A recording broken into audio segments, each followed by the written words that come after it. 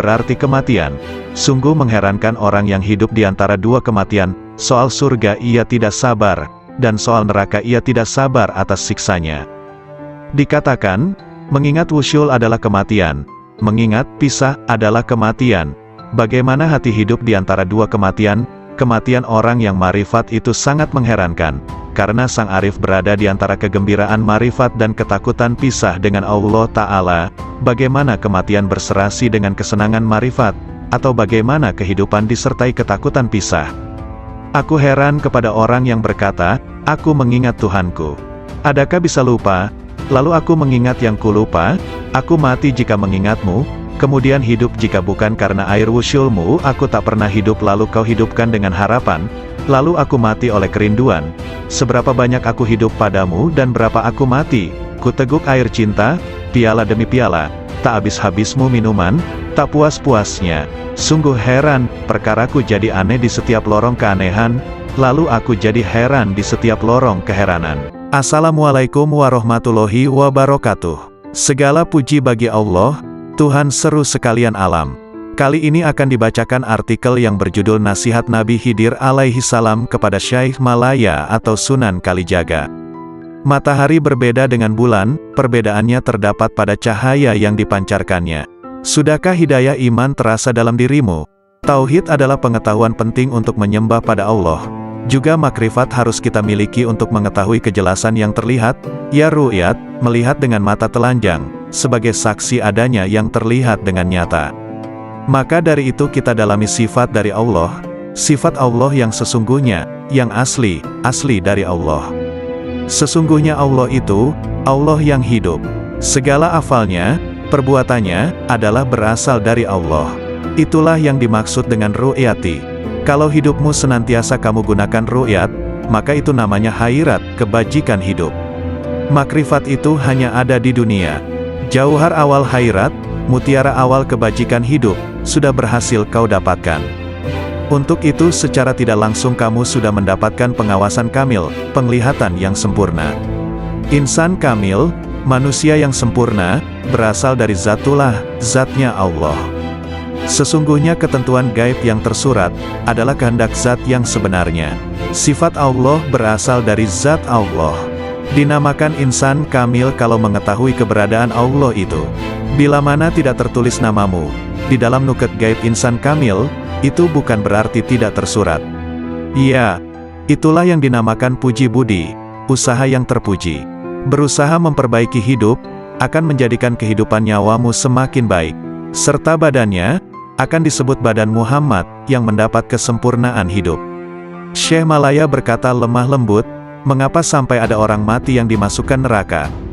Mohon penjelasan yang sebenarnya. Kanjeng Nabi Khidir berkata dengan tersenyum manis, wahai Malaya, maksudnya begini, neraka jasmani juga berada di dalam dirimu sendiri, dan yang diperuntukkan bagi siapa saja yang belum mengenal dan meniru laku Nabiullah. Hanya ruh yang tidak mati. Hidupnya ruh jasmani itu sama dengan sifat hewan, maka akan dimasukkan ke dalam neraka.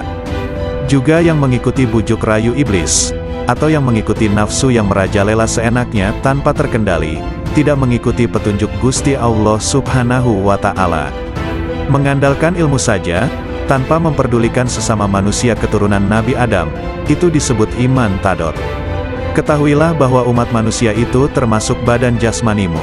Pengetahuan tanpa guru itu, ibarat orang menyembah tanpa mengetahui yang disembah. Dapat menjadi kafir tanpa diketahui, karena yang disembah kayu dan batu, tidak mengerti apa hukumnya, itulah kafir yang bakal masuk neraka jahanam. Adapun yang dimaksudkan rat idafi adalah sesuatu yang kelak tetap kekal sampai akhir nanti kiamat dan tetap berbentuk ruh yang berasal dari ruh Allah. Yang dimaksud dengan cahaya adalah yang memancar terang serta tidak berwarna, yang senantiasa menerangi hati penuh kewaspadaan yang selalu mawas diri atau introspeksi mencari kekurangan diri sendiri serta mempersiapkan akhir kematian nanti. Merasa sebagai anak Adam yang harus mempertanggungjawabkan segala perbuatan. Ruh idafi sudah ada sebelum tercipta. Syirik itu dapat terjadi, tergantung saat menerima sesuatu yang ada, itulah yang disebut jauhar ning. Keenamnya jauhar awal adalah mutiara ibaratnya.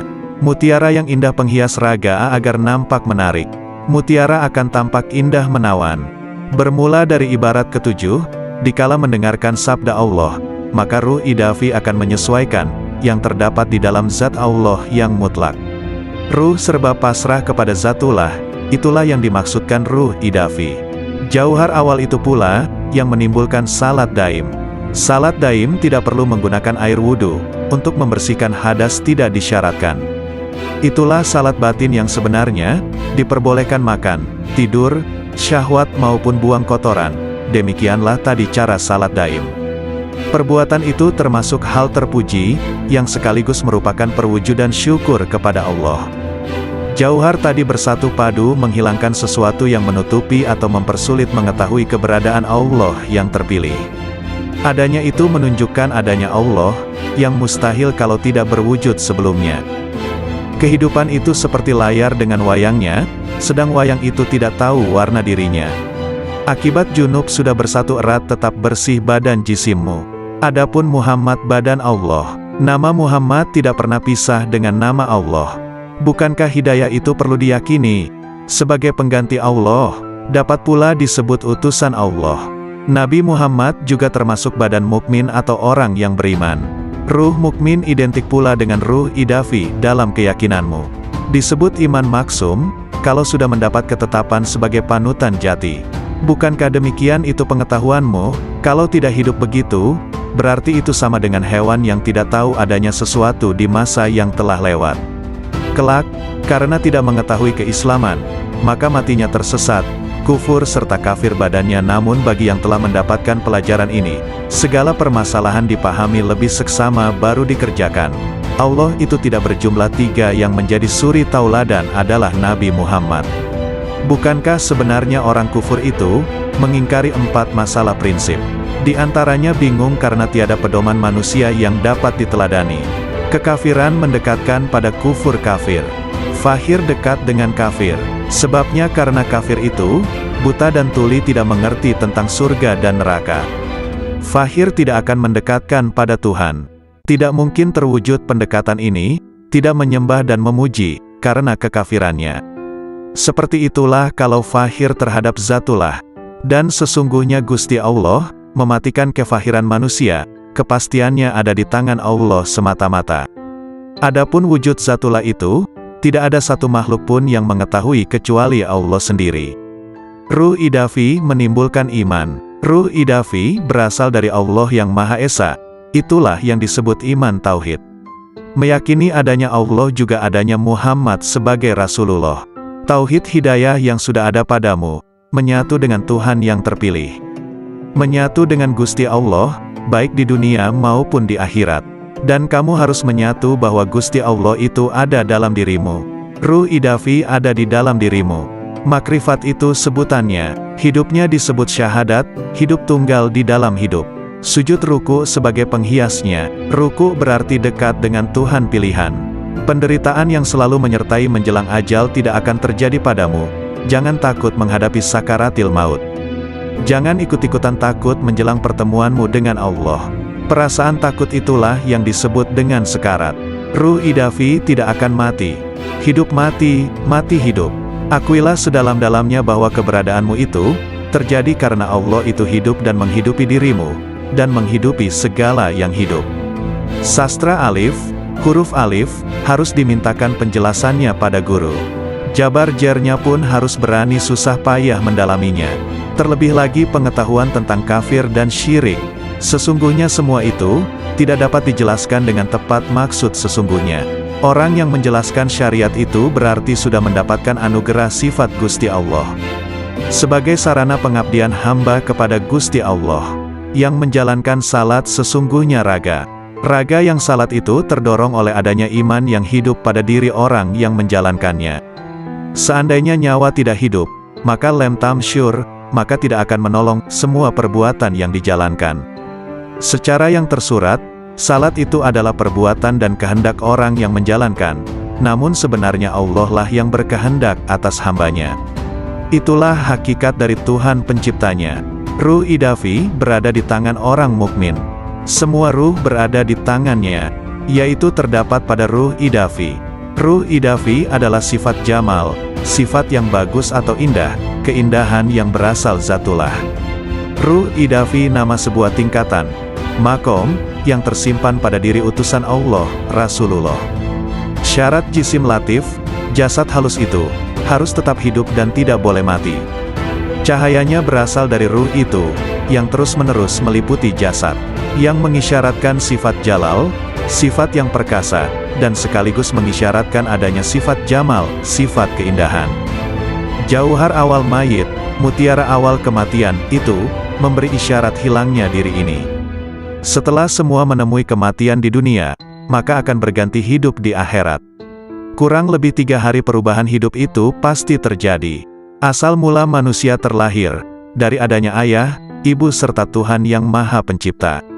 Satu kelahiran berasal dari 3 asal lahir. Ya, itulah isyarat dari 3 hari. Setelah dititipkan selama 7 hari, maka dikembalikan kepada yang menitipkan, yang memberi amanat. Titipan itu harus seperti sedia kala. Bukankah tauhid itu sebagai sarana untuk makrifat? Titipan yang ke-30 hari, itu juga termasuk juga titipan, yang ada hanya kemiripan dengan yang 7 hari.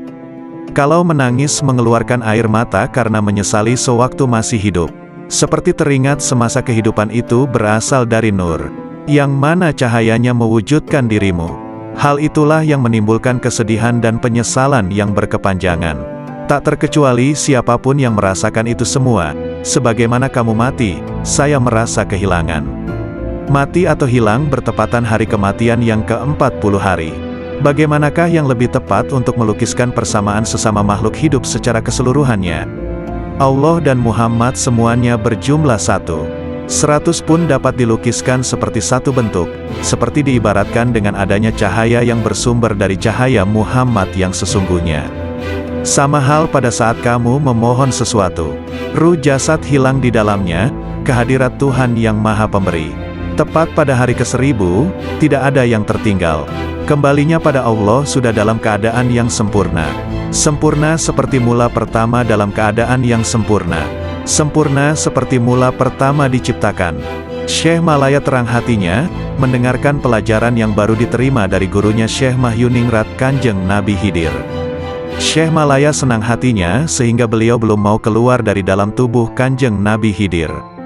Syekh Malaya menghaturkan sembah, sambil berkata manis seperti gula madu.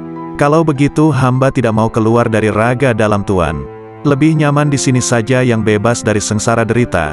Tiada selera makan tidur, tidak merasa ngantuk dan lapar, tidak harus bersusah payah dan bebas dari rasa pegal dan nyeri. Yang terasa hanyalah rasa nikmat dan manfaat. Kanjeng Nabi Khidir memperingatkan, yang demikian tidak boleh kalau tanpa kematian. Kanjeng Nabi Khidir semakin iba kepada pemohon yang meruntuhkan hatinya. Kata Kanjeng Nabi Khidir, kalau begitu yang awas sajalah terhadap hambatan upaya. Jangan sampai kau kembali, memohonlah yang benar dan waspada. Anggaplah kalau sudah kau kuasai, jangan hanya digunakan dengan dasar bila ingat saja, karena hal itu sebagai rahasia Allah. Tidak diperkenankan mengobrol kepada sesama manusia, kalau tanpa seizinnya. Sekiranya akan ada yang mempersoalkan, memperbincangkan masalah ini, jangan sampai terlanjur, jangan sampai membanggakan diri, jangan peduli terhadap gangguan, cobaan hidup, tapi justru terimalah dengan sabar. Cobaan hidup yang menuju kematian, ditimbulkan akibat buah pikir. Bentuk yang sebenarnya ialah tersimpan rapat di dalam jagatmu. Hidup tanpa ada yang menghidupi kecuali Allah saja. Tiada antara lamanya tentang adanya itu. Bukankah sudah berada di tubuh? Sungguh, bersama lainnya selalu ada dengan kau. Tak mungkin terpisahkan, kemudian tidak pernah memberitahukan dari mana asalnya dulu. Yang menyatu dalam gerak perputaran bawana.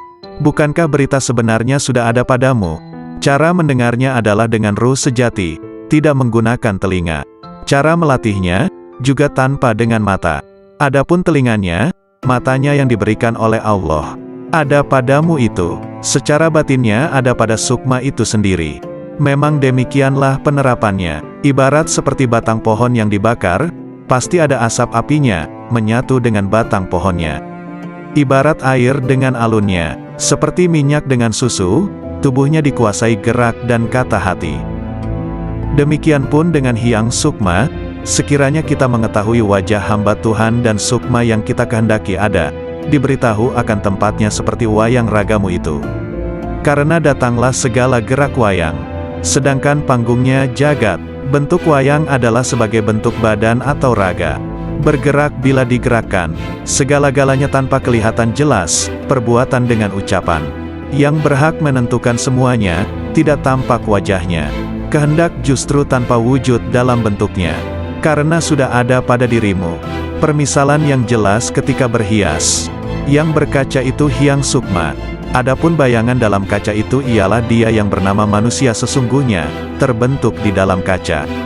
Lebih besar lagi pengetahuan tentang kematian ini dibandingkan dengan kesirnaan jagat raya, karena lebih lembut seperti lembutnya air. Bukankah lebih lembut kematian manusia ini? Artinya lembut kesirnaan manusia, artinya lebih dari, karena menentukan segalanya. Sekali lagi artinya lembut ialah sangat kecilnya. Dapat mengenai yang kasar dan yang kecil. Mencakup semua yang merangkak, melata tiada bedanya, benar-benar serba lebih. Lebih pula dalam menerima perintah dan tidak boleh mengandalkan pada ajaran dan pengetahuan. Karena itu bersungguh-sungguhlah menguasainya. Pahamilah liku-liku seolah tingkah kehidupan manusia. Ajaran itu sebagai ibarat benih sedangkan yang diajari ibarat lahan. Misal kacang dan kedelai, yang disebar di atas batu. Kalau batunya tanpa tanah pada saat kehujanan dan kepanasan, pasti tidak akan tumbuh. Tapi bila kau bijaksana, melihatmu musnahkanlah pada matamu. Jadikanlah penglihatanmu sukma dan rasa. Demikian pula wujudmu, suaramu. Serahkan kembali kepada yang empunya suara. Justru kau hanya mengakui saja sebagai pemiliknya. Sebenarnya hanya mengatasnamai saja. Maka dari itu kau jangan memiliki kebiasaan yang menyimpang, kecuali hanya kepada Hyang Agung. Dengan demikian kau Hangraga Sukma, yaitu kata hatimu sudah bulat menyatu dengan Kawula Gusti. Bicarakanlah menurut pendapatmu. Bila pendapatmu benar-benar meyakinkan, bila masih merasakan sakit dan was-was, berarti kejangkitan bimbang yang sebenarnya. Bila sudah menyatu dalam satu wujud, apa kata hatimu dan apa yang kau rasakan? Apa yang kau pikir terwujud ada? Yang kau cita-citakan tercapai? Berarti sudah benar untukmu, sebagai upah atas kesanggupanmu sebagai khalifah di dunia. Bila sudah memahami dan menguasai amalan dan ilmu ini, hendaknya semakin cermat dan teliti atas berbagai masalah. Masalah itu satu tempat dengan pengaruhnya. Sebagai ibaratnya sekejap pun tak boleh lupa. Lahiriah kau landasilah dengan pengetahuan 4 hal. Semuanya tanggapilah secara sama. Sedangkan kelimanya adalah dapat tersimpan dengan baik, berguna di mana saja. Artinya mati di dalam hidup, atau sama dengan hidup di dalam mati. Ialah hidup abadi, yang mati itu nafsunya, lahiriah badan yang menjalani mati. Tertimpa pada jasad yang sebenarnya. Kenyataannya satu wujud, raga sukma, sukma muksa. Jelasnya mengalami kematian. Syekh Malaya, terimalah hal ini sebagai ajaranku dengan senang hatimu. Anugerah berupa wahyu akan datang kepadamu. Seperti bulan yang diterangi cahaya temaram. Bukankah turunnya wahyu meninggalkan kotoran? Bersih bening, hilang kotorannya. Kemudian Kanjeng Nabi Khidir berkata dengan lembut dan tersenyum. Tak ada yang dituju, semua sudah tercakup haknya. Tidak ada yang diharapkan dengan keprawiraan, kesaktian semua kerajaannya, sampai pada kemafardaniyah, ketunggalannya, lantas melampaui universalitas dan keakuan, hingga sirku sampai di hadapan Allah Subhanahu wa Ta'ala. Dialah yang kucari. Allah Subhanahu wa Ta'ala berfirman kepada Nabi Musa, "Wahai Musa, sesungguhnya orang yang menjumpaiku pasti tidak akan kembali dariku, dan tidak akan kembali kecuali dari jalan lurusku." Abul Abbas Nin Atta mengatakan, manakala akhirat muncul dalam diri hamba, dunia menjadi sirna di sisinya, sehingga sang hamba hanya menetap di negeri keabadian. Namun manakala sang hamba berada dalam penyaksian Allah Ta'ala, segala hal selain Allah Ta'ala sirna, dan hamba abadi bersama Allah Subhanahu wa Ta'ala. Ada lelaki di hadapan Abu Yazid, berkata, "Ada informasi sampai kepadaku bahwa engkau punya Ismul Azam, sangat senang jika engkau mengajariku." Abu Yazid menjawab, "Nama Allah itu tidak terbatas, namun kosongkan hatimu hanya bagi kemahaesaannya, meninggalkan berpaling pada selain Allah Ta'ala. Jika Anda bisa demikian, raihlah isem, nama, manapun yang kau kehendaki. Maka dengan isem itu Anda bisa pergi dari timur hingga barat, dalam sekejap dan Anda telah kembali. Zunnun al-Misri mengatakan, ketika aku naik haji, tiba-tiba ada anak muda mengatakan, "Oh Tuhanku, aku telah mengumpulkan tebusanmu, dan engkau maha tahu, lalu apa yang engkau berlakukan pada mereka?" Lalu ku dengar suara, tebusanku banyak, dan yang mencariku sedikit. Sebagian sufi ditanya, seberapakah antara Allah Subhanahu wa Ta'ala dan hambanya? 4 langkah saja, 1 langkah meninggalkan dunia, 1 langkah meninggalkan makhluk, 1 langkah meninggalkan nafsu, dan 1 langkah meninggalkan akhirat, maka sang hamba sudah di hadapan Allah Subhanahu wa Ta'ala. Jawabnya. Sari berkata, siapa yang bangkit untuk taat kepada Allah Ta'ala tanpa ada yang lain, Allah akan memberi minuman dari mata air cinta darinya, dan dihantar menuju tempat yang benar. Sayyidina Ali karramallahu wajhah mengatakan, orang arif manakala keluar dari dunia tak ada pemandu maupun penyaksi di hari kiamat, tidak ada malaikat Ridwan di surga, juga tidak ada malaikat Malik di neraka. Beliau ditanya, lalu di mana sang arif dijumpai? Di hadapan Allah yang Maha Diraja, di tempat yang benar. Ketika mereka bangkit dari kuburnya, mereka tidak bertanya-tanya, mana keluarga dan anakku, mana Jibril dan Mikail, mana surga dan pahala, namun justru berkata, manakah kekasihku dan kemesraan hatiku? Kolbu kaum arifin punya mata yang memandang apa yang tak biasa dipandang manusia. Sedangkan lisannya berkata dengan rahasia batinnya munajat dari malaikat-malaikat mulia di sisinya yang mencatat sayap-sayap yang terbang tanpa bulu hinggap di sisi Rabbul Alamin. Lalu bagai gembalaan di taman suci menari dan meminum dari lautan para rasulnya, para hamba yang menuju kepadanya hingga mendekat, sampai bertemu dengannya. Di balik keajaiban kasih sayang, Rasulullah Shallallahu Alaihi Wasallam bersabda, orang yang memiliki kasih sayang, bakal disayang oleh Allah yang Maha Penyayang, yang Maha Memberi berkah dan Maha Luhur. Karena itu berikan kasih sayang kepada siapapun di muka bumi, maka yang di langit akan menyayangimu. Hadis riwayat Ahmad, Abu Dawud dan Tirmidzi. Dalam hadis yang mulia ini ada keajaiban yang luar biasa dari ilmu-ilmu dan rahasia Allah, di mana Al-Mustafa Nabi Muhammad Shallallahu Alaihi Wasallam memerintahkan adanya cinta dan kasih sayang terhadap semua makhluk di muka bumi, agar kasih sayang dari malaikat luhur di langit melimpah pula. Karena langit adalah jalan bagi turunnya kasih sayang ilahi, dan tempat sumber limpahan-limpahan alam cinta dan kasih sayang, sekaligus tempat hunian para malaikat yang dijadikan sebagai perantara rahasia-rahasia antara dirinya dan para makhluknya. Bila Allah melimpahkan rahmat dalam rahasia malaikat rizki, maka Allah memberikan pertolongan kepada pencari rizki. Bila Allah melimpahkan rahmat kepada rahasia pencatat amal, maka Allah memberikan kelupaan hamba terhadap keburukan-keburukan. Bila Allah melimpahkan pada rahasia malaikat rakib, maka Allah memberikan pertolongan dan kasih sayang.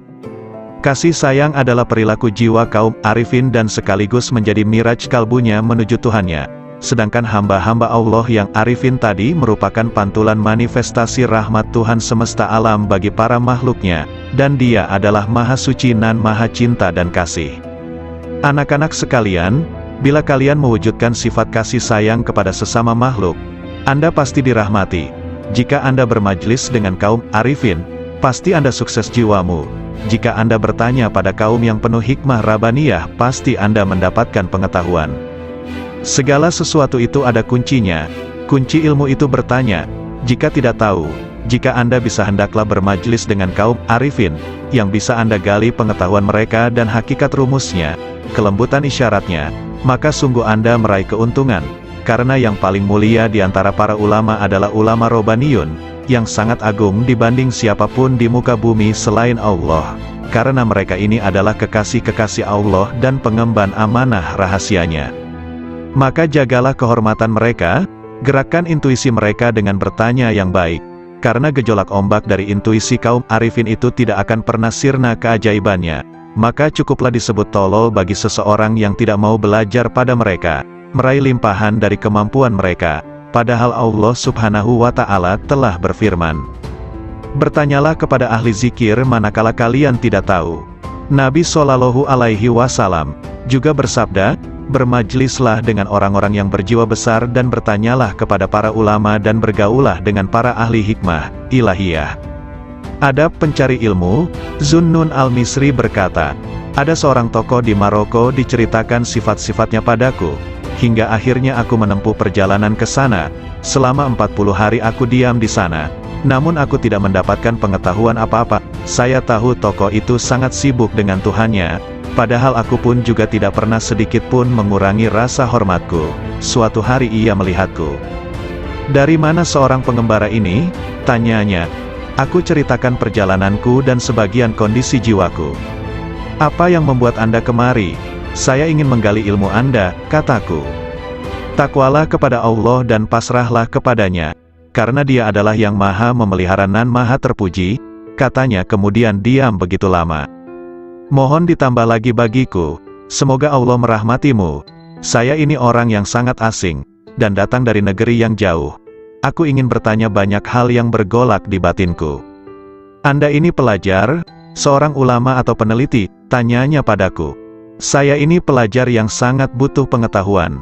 Nah, Anda sebaiknya tetap di posisi Anda sebagai pelajar.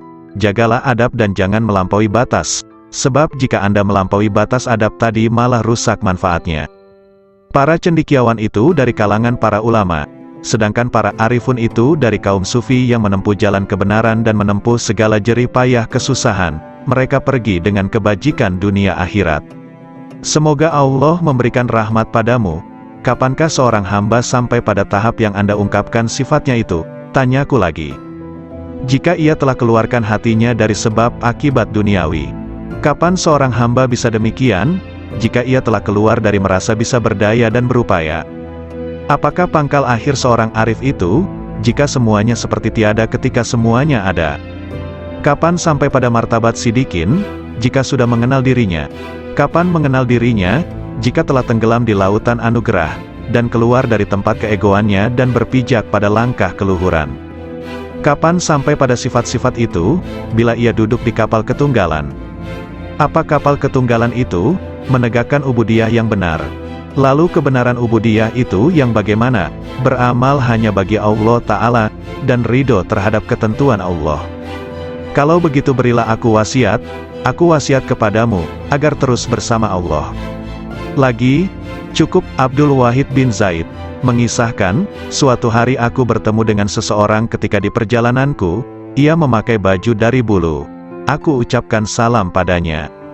Semoga Allah merahmatimu. Aku ingin bertanya suatu hal. Silakan, hari-hari telah lewat dan nafas itu dihitung dan dibatasi. Sedangkan Allah terus-menerus mendengar dan melihat. Apakah pangkal takwa itu? Sabar bersama Allah Ta'ala, jawabnya. Sabar itu pangkalnya apa? Tawakal pada Allah. Pangkal tawakal, memutuskan diri hanya bagi Allah. Pangkal memutuskan diri hanya bagi Allah, menyendiri bersama Allah. Pangkal menyendiri, membuang dari hati, segala hal selain Allah. Kalau hidup paling nikmat, berbahagia dengan zikrullah. Kalau hidup paling bagus, ya, hidup bersama Allah. Apa yang disebut paling dekat, bertemu Allah. Apa yang paling membuat hati lapar, pisah dengan Allah. Apa sesungguhnya cita-cita sang arif, bertemu Allah. Kalau tanda-tanda pecinta Allah itu, mencintai zikrullah. Apakah mesra berbahagia dengan Allah itu?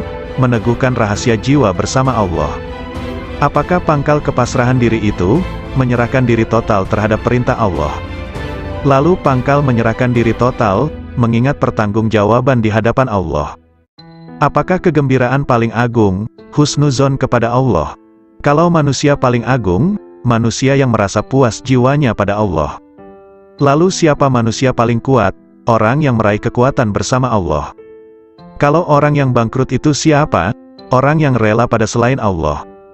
Apakah kehilangan harga diri itu? Bila menanjak jiwanya tanpa bersama Allah.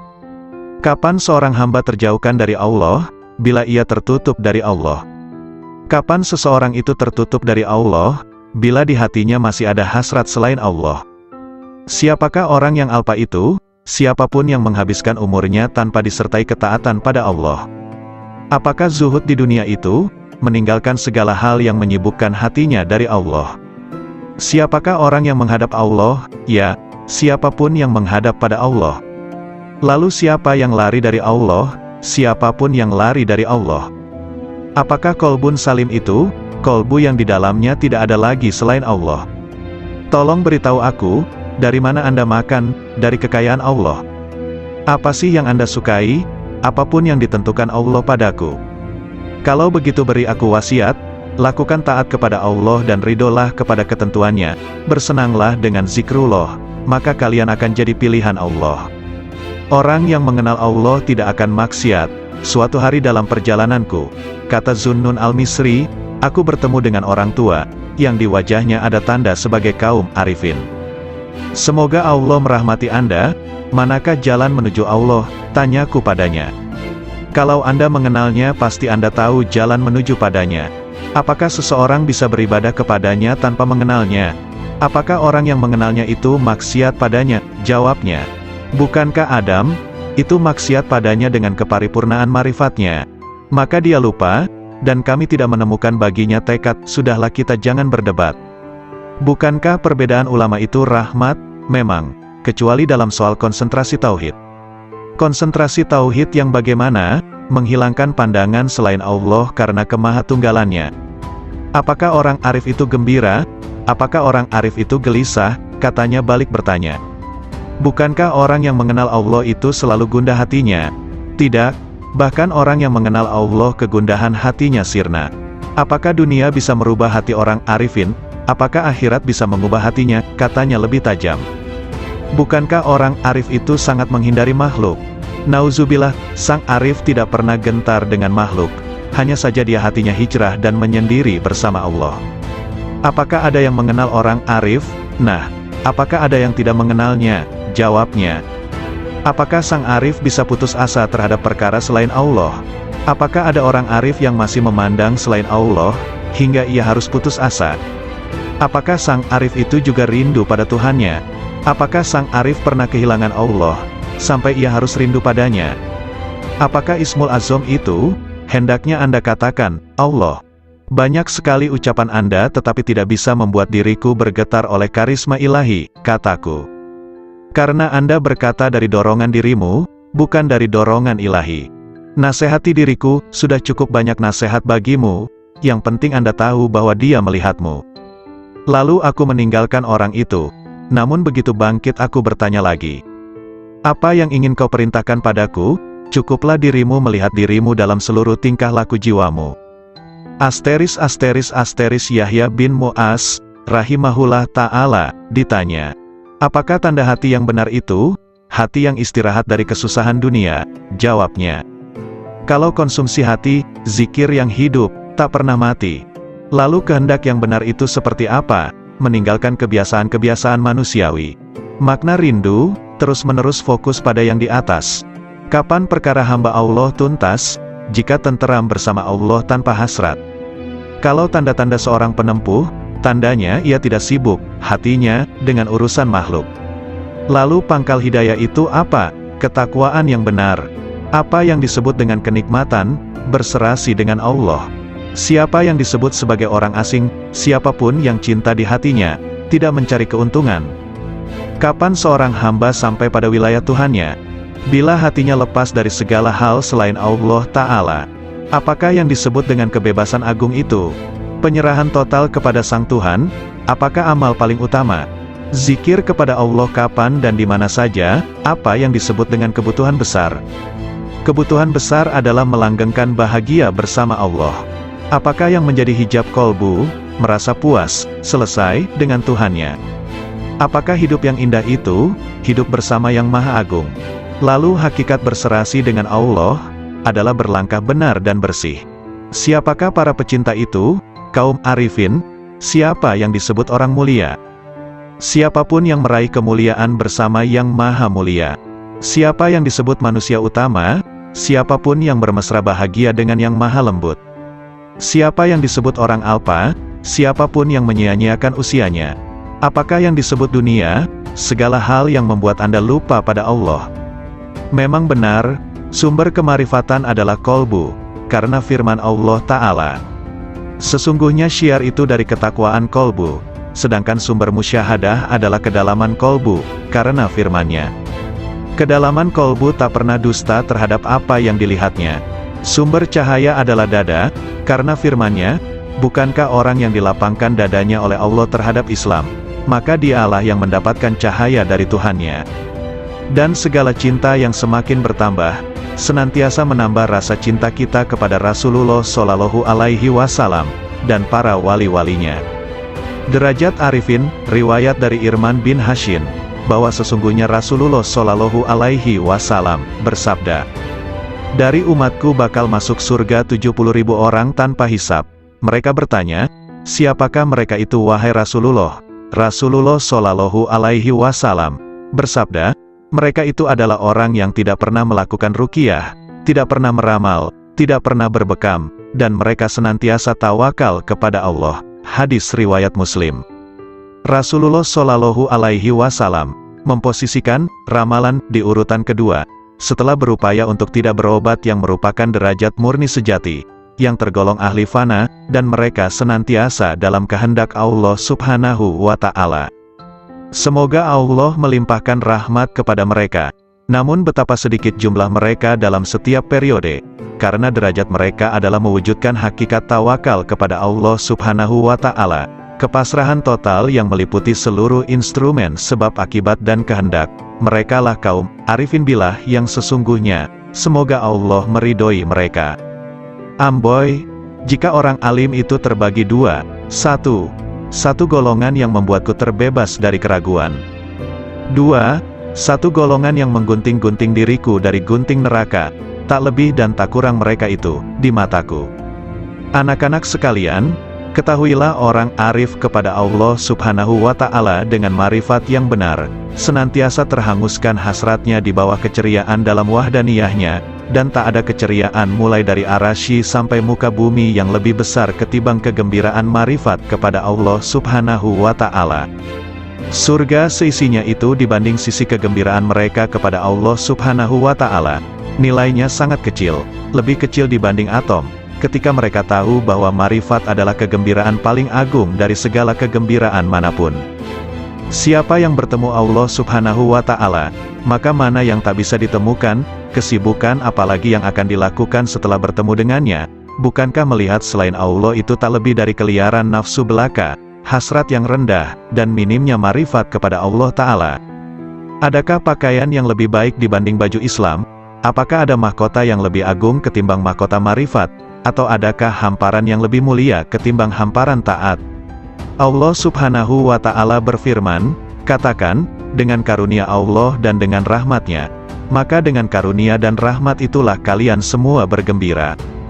Dalam sebagian munajatnya Ibrahim bin Adham mengatakan, "Ilahi, Engkau maha tahu surga dan seisinya, rasanya tak melintas padaku walau sesayap nyamuk setelah Engkau beri aku marifat kepadamu, dan kemesraanku kepadamu, dan Engkau telah membuatkan mencurah untuk tafakur atas keagunganmu, serta Engkau telah menjanjikan padaku untuk memandang wajahmu." Memang, sesungguhnya derajat terendah kaum arifin itu, manakala Allah memasukkannya ke dalam neraka yang diliputi azab, maka hatinya malah tambah cinta kepadanya, semakin mesra sukacita padanya, dan semakin rindu kepadanya. Ibnu Sirin berkata, "Jika aku harus memilih antara surga dan sholat 2 rakaat, aku memilih sholat 2 rakaat, karena dalam 2 rakaat ada ridhonya Allah Subhanahu wa Ta'ala, takarub kepadanya, sedang dalam surga yang ada kesenangan nafsu dan kesenangan manusia." Ketika Nabi Ibrahim dilemparkan ke dalam utus pun dapat dilukiskan seperti satu bentuk, seperti diibaratkan dengan adanya cahaya yang bersumber dari cahaya Muhammad yang sesungguhnya. Sama hal pada saat kamu memohon sesuatu, ruh jasad hilang di dalamnya, kehadirat Tuhan yang Maha Pemberi. Tepat pada hari ke-1000, tidak ada yang tertinggal. Kembalinya pada Allah sudah dalam keadaan yang sempurna. Sempurna seperti mula pertama dalam keadaan yang sempurna. Sempurna seperti mula pertama diciptakan. Syekh Malaya terang hatinya, mendengarkan pelajaran yang baru diterima dari gurunya Syekh Mahyuningrat Kanjeng Nabi Khidir. Syekh Malaya senang hatinya sehingga beliau belum mau keluar dari dalam tubuh Kanjeng Nabi Khidir. Syekh Malaya menghaturkan sembah, sambil berkata manis seperti gula madu, Kalau begitu hamba tidak mau keluar dari raga dalam Tuan. Lebih nyaman di sini saja yang bebas dari sengsara derita, tiada selera makan tidur, tidak merasa ngantuk dan lapar, tidak harus bersusah payah dan bebas dari rasa pegal dan nyeri. Yang terasa hanyalah rasa nikmat dan manfaat. Kanjeng Nabi Khidir memperingatkan, yang demikian tidak boleh kalau tanpa kematian. Kanjeng Nabi Khidir semakin iba kepada pemohon yang meruntuhkan hatinya. Kata Kanjeng Nabi Khidir, kalau begitu yang awas sajalah terhadap hambatan upaya. Jangan sampai kau kembali, memohonlah yang benar dan waspada. Anggaplah kalau sudah kau kuasai, jangan hanya digunakan dengan dasar bila ingat saja, karena hal itu sebagai rahasia Allah. Tidak diperkenankan mengobrol kepada sesama manusia, kalau tanpa seizinnya. Sekiranya akan ada yang mempersoalkan, memperbincangkan masalah ini. Jangan sampai terlanjur, jangan sampai membanggakan diri, jangan peduli terhadap gangguan, cobaan hidup. Tapi justru terimalah dengan sabar. Cobaan hidup yang menuju kematian, ditimbulkan akibat buah pikir. Bentuk yang sebenarnya ialah tersimpan rapat di dalam jagatmu. Hidup tanpa ada yang menghidupi kecuali Allah saja. Tiada antara lamanya tentang adanya itu. Bukankah sudah berada di tubuh? Sungguh, bersama lainnya selalu ada dengan kau. Tak mungkin terpisahkan, kemudian tidak pernah memberitahukan dari mana asalnya dulu. Yang menyatu dalam gerak perputaran bawana. Bukankah berita sebenarnya sudah ada padamu?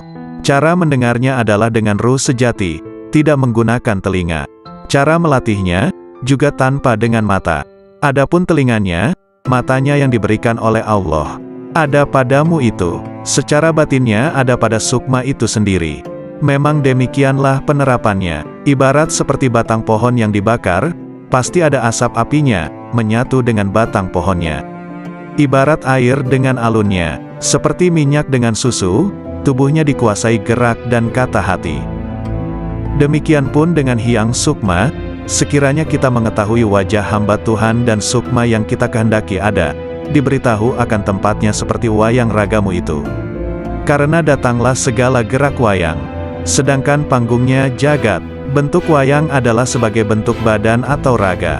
Bergerak bila digerakkan, segala-galanya tanpa kelihatan jelas, perbuatan dengan ucapan. Yang berhak menentukan semuanya, tidak tampak wajahnya. Kehendak justru tanpa wujud dalam bentuknya. Karena sudah ada pada dirimu. Permisalan yang jelas ketika berhias. Yang berkaca itu Hyang Sukma. Adapun bayangan dalam kaca itu ialah dia yang bernama manusia sesungguhnya, terbentuk di dalam kaca. Lebih besar lagi pengetahuan tentang kematian ini dibandingkan dengan kesirnaan jagat raya, karena lebih lembut seperti lembutnya air. Bukankah lebih lembut kematian manusia ini? Artinya lembut kesirnaan manusia, artinya lebih dari, karena menentukan segalanya. Sekali lagi artinya lembut ialah sangat kecilnya. Dapat mengenai yang kasar dan yang kecil.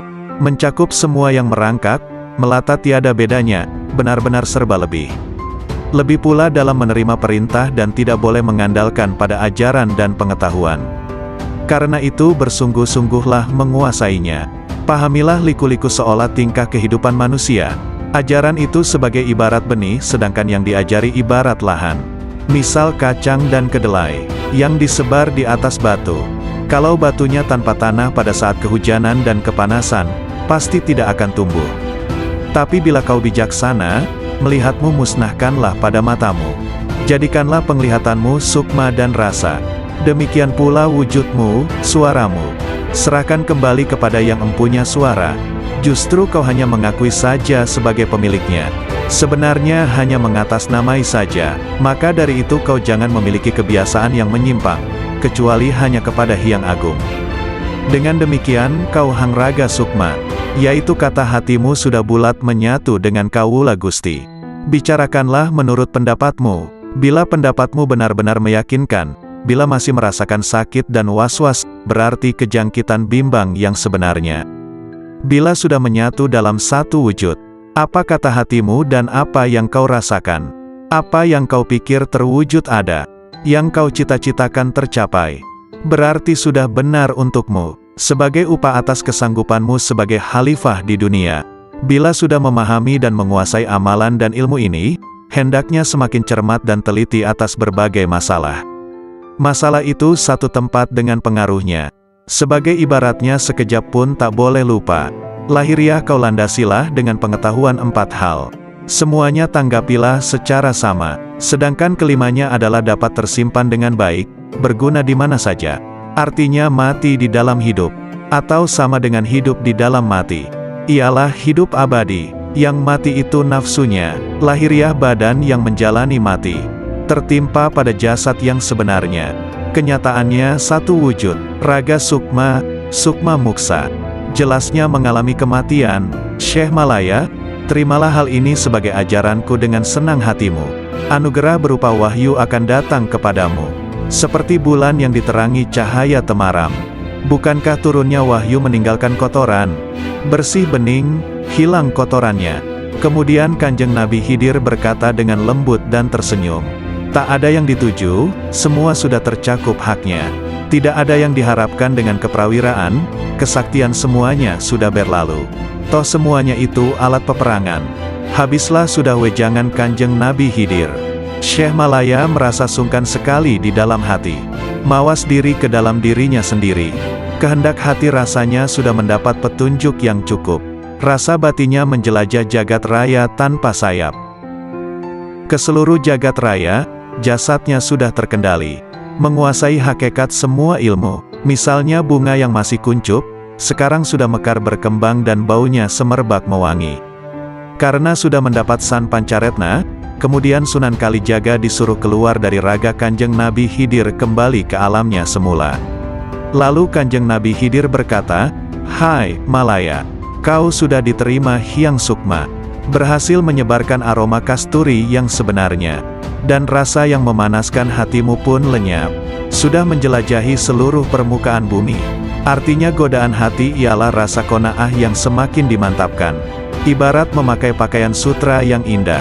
Selalu mawas diri, semua tingkah laku yang halus. Diserapkan ke dalam jiwa, dirawat seperti emas. Dihiasi dengan keselamatan, dan dipajang seperti permata, agar mengetahui akan kemauan berbagai tingkah laku manusia. Perhaluslah budi pekertimu atau akhlak ini. Warna hati kita yang sedang mekar baik, sering dinamakan kasturi jati. Sebagai pertanda bahwa kita tidak mudah goyah terhadap gerak-gerik, sikap hati yang ingin menggapai sesuatu tanpa ilmu, ingin mendalami tentang ruh itu justru keliru. Lagi pula secara penataan, kita itu ibaratnya busana yang dipakai sebagai kerudung. Sedangkan yang ikat kepala sebagai sarungmu. Kemudian terlibat ingatan ketika dulu. Ibarat mendalami mati ketika berada di dalam rongga ragaku. Tampak oleh Sunan Kalijaga cahaya. Yang warnanya merah dan kuning itu, sebagai hambatan yang menghadang agar gagal usaha atau ikhtiar atau cita-citanya. Dan yang putih di tengah itulah yang sebenarnya harus diikuti. Kelimanya harus tetap diwaspadai. Kuasailah seketika, jangan sampai lupa. Bisa dipercaya sifatnya. Berkat kesediaanku berbuat sebagai penyekat. Untuk alat pembebas sifat berbangga diri. Yang selalu didambakan siang dan malam. Bukankah aku banyak sekali melekat atau mengetahui caranya pemuka agama yang ternyata salah dalam penafsiran. Dan penyampaian keterangannya, anggapannya sudah benar. Tak tahunya malah mematikan pengertian yang benar. Akibatnya terperosok dalam penerapannya. Ada pemuka agama yang ibaratnya menjadi murung. Ia hanya sekedar mencari tempat bertengger saja, yaitu pada batang kayu yang baik rimbun, lebat buahnya, kuat batangnya. Untuk kemuliaan hidup baru, ada orang yang berkedudukan, ada yang ikut orang kaya. Akhirnya dimasyarakatkan. Ibaratnya seperti sekedar memperoleh kemuliaan sepele.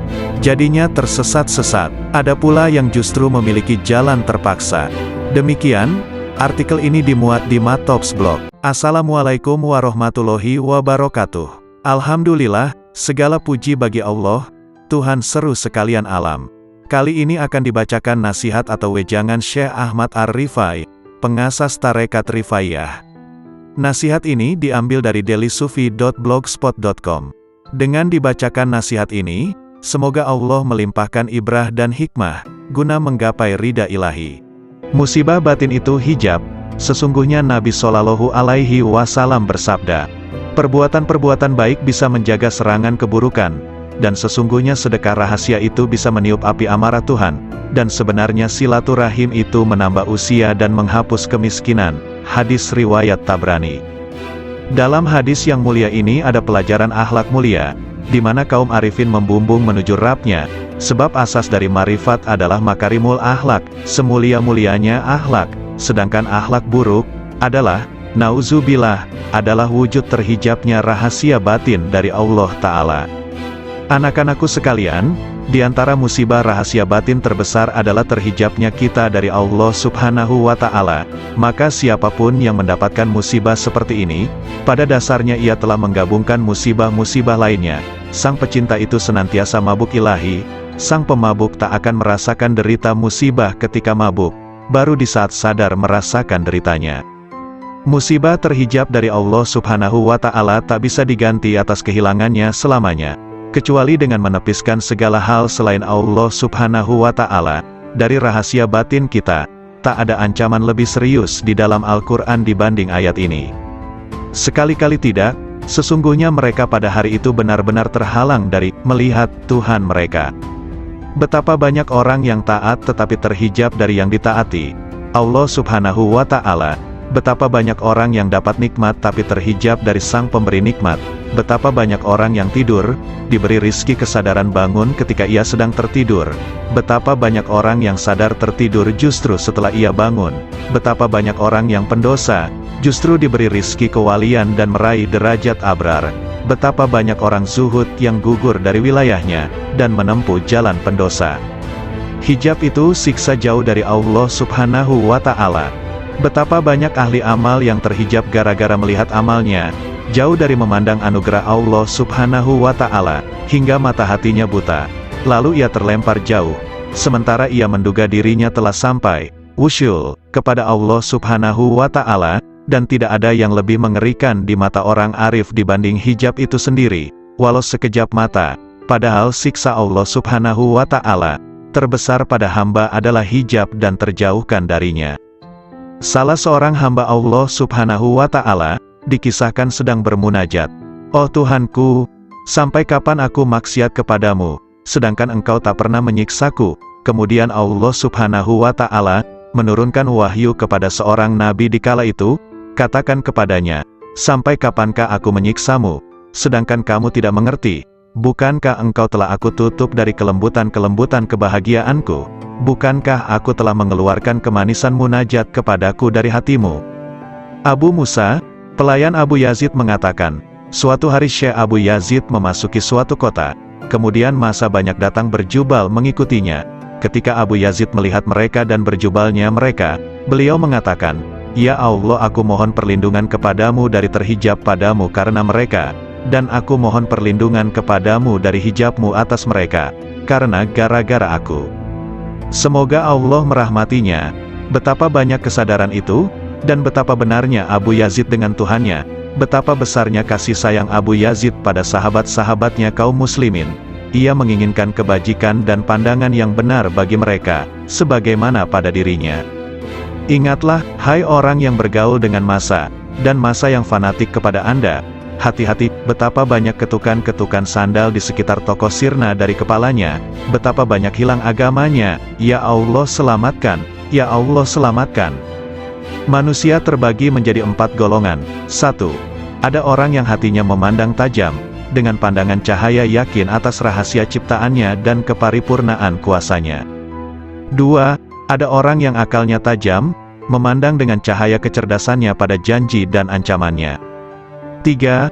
Ada orang yang rahasia batinnya, sir, tajam, memandang setiap saat dengan cahaya marifat kepada Allah Subhanahu wa Ta'ala. 4. Ada orang yang dijadikan oleh Allah Subhanahu wa Ta'ala tertutup, tidak sama sekali bisa memandang, dan inilah yang disebut dalam ayat, "Dan siapa yang buta mata hatinya di dunia ini, maka di akhirat lebih buta dan lebih sesat jalannya." Ingatlah, orang kafir itu tertutup dari cahaya hidayah oleh kegelapan sesat. Ahli maksiat tertutup dari cahaya takwa oleh kegelapan alpa. Ahli ibadah tertutup dari cahaya taufik dan pertolongan Allah Ta'ala oleh kegelapan memandang ibadahnya. Bila Allah Subhanahu wa Ta'ala menghilangkan hijab-hijab ini, mereka akan memandang dengan mata cahaya menuju cahaya, maka pada saat itulah mereka terhijab dari segala hal selain Allah Subhanahu wa Ta'ala. Siapa yang memandang pada gerak dan perbuatannya ketika taat kepada Allah Ta'ala, pada saat yang sama ia telah terhijab dari sang empunya gerak dan perbuatan, dan ia jadi merugi besar. Siapa yang memandang sang empunya gerak dan tindakan, ia akan terhijab dari memandang gerak dan perbuatannya sendiri, sebab ketika ia melihat kelemahannya dalam mewujudkan tindakan dan menyempurnakannya, ia telah tenggelam dalam anugerahnya. Terkadang seseorang terhijab dari manisnya ibadah, melalui memandang ibadahnya. Terkadang seseorang terhijab dari kebenaran kehendak, karena memandang manisnya ekstase. Terkadang seseorang terhijab dari memandang Allah Subhanahu wa Ta'ala, Sang Pemberi Anugerah, karena memandang anugerah itu sendiri. An-Nasaj mengatakan, siapa yang memandang dirinya dalam ibadahnya, berarti tidak bisa bersih dari ujub. Siapa yang memandang makhluk, ia tak akan bersih dari riya. Siapa yang memandang taatnya, tak akan bersih dari tipu daya. Siapa yang memandang pahala tak akan pernah bersih dari hijab. Siapa yang memandang Rabb Ta'ala, maka itulah berada dalam posisi yang benar di sisi Tuhan di Raja yang kuasa.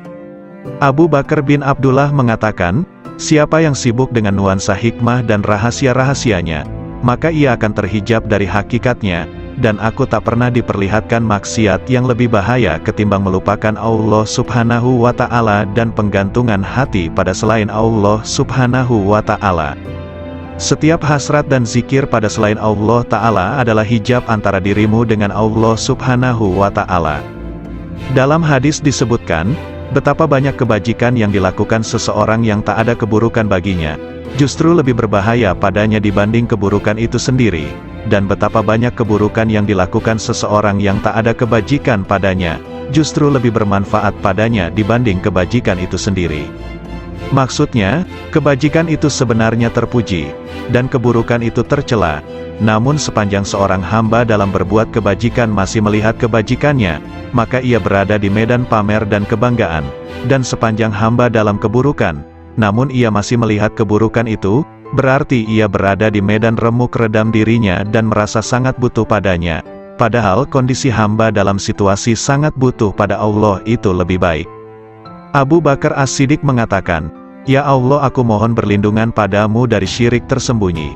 Sedangkan Rabiah menegaskan, dunia telah menutupi penghuninya dari Allah Subhanahu wa Ta'ala.